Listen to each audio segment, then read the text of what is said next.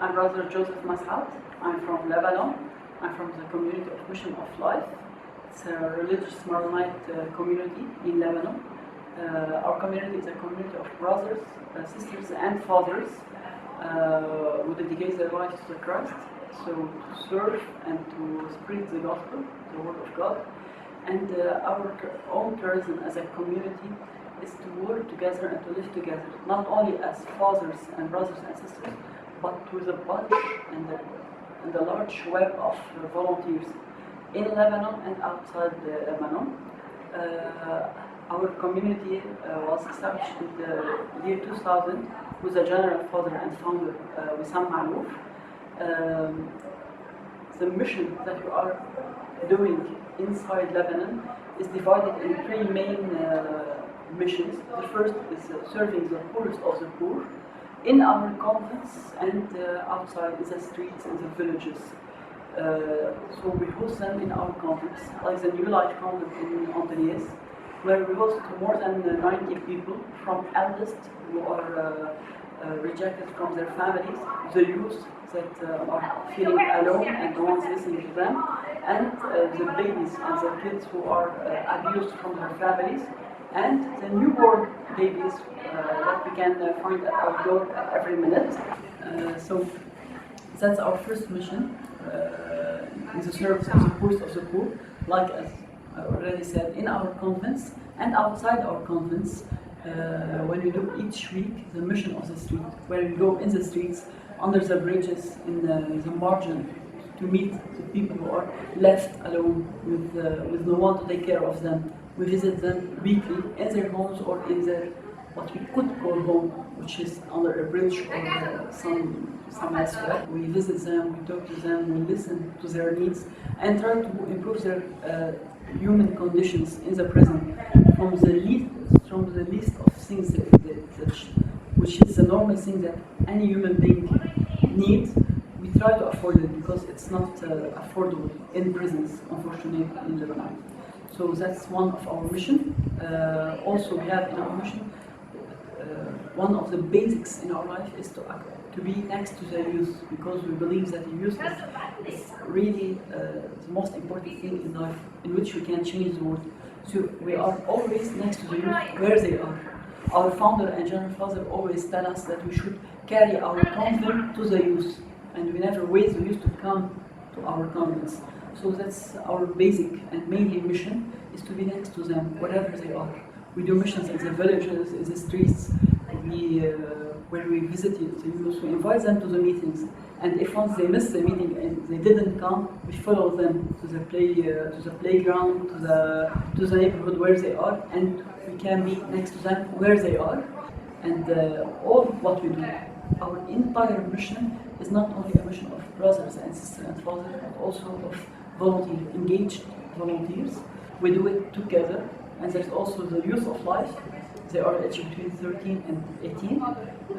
Also have weekly meetings together. And our volunteers aren't only in Lebanon. There's volunteers in Egypt, in Australia, and say hi to all our volunteers in Australia, in Italy, in France, and in Sweden. And each one of them, in their country, we believe that they have a mission, and they are doing it from where they are, from their country, from their role and what they are doing right now. Before entering my community, Mission of Life, first of all, I want to say that I have never imagined I'm gonna be someday a monk in my community, because I was someone with plenty of dreams, plenty of stuff to think about in my personal life, plenty of dreams that have been achieved in my life.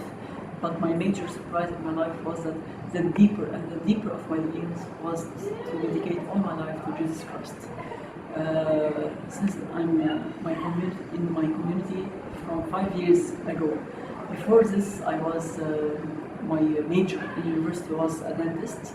I finished my university and I worked for 4 years in a dental lab, and after I opened my clinic in the same time.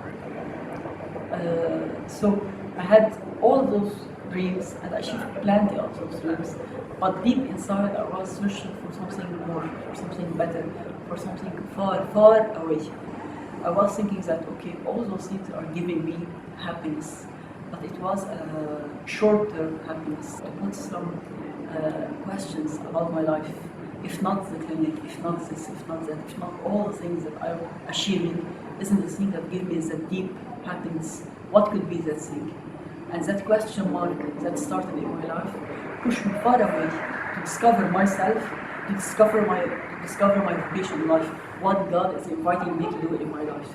And that's the way that the path started to search the will of God in my life. First, it wasn't that easy. Okay, I want to discover the will of God in my life. Okay, that's it. No, it was a journey of search, of deep search. But God, because He is present and He is God of love, He never left us alone in our search. He's always next to us. He's hearing our voice, and He knows when, how, and in which condition He could give us the answer. And that's what's happened to me. In the most places I could never imagine that God is going to answer me, He answered me. In my work, in my laboratory, one of my friends left the lab, and in the same day another person came in, and it was a little bit weird because it's the same day he was fired from work. The same day another person came in. So the new person, I didn't host him well for the first week because I was a little bit I didn't like what happened. So after 1 week, that new person was working on chemical things, in a lab, and something like glue has stick in his eyes, and his eyes was both stick. So I was the first person between the 12th person in the lab, took him to the hospital, and they could manage to clean the glue from his eyes. But what was really beautiful, not beautiful as itself, but the results after all, they closed his both eyes for a week, so he could take care of them. His car was in front of the lab, but he couldn't drive, so I drove him home. And I didn't know where he lived, I even just know his name. So it was the most strange experience I had ever been through, because a blind person, if you can say, for a week, was the person, through him, God guided me the way. Because he guided me to his house. I drove him to his house, and I came back to the lab. But after a week, the same person came back to thank me and to invite me for lunch at his house. So I went to visit him, and after lunch we had a visit to the country where we live, in which I met the community in which I am today, because I had a convent in his village, and that was where God was answering me, where He's sending me to.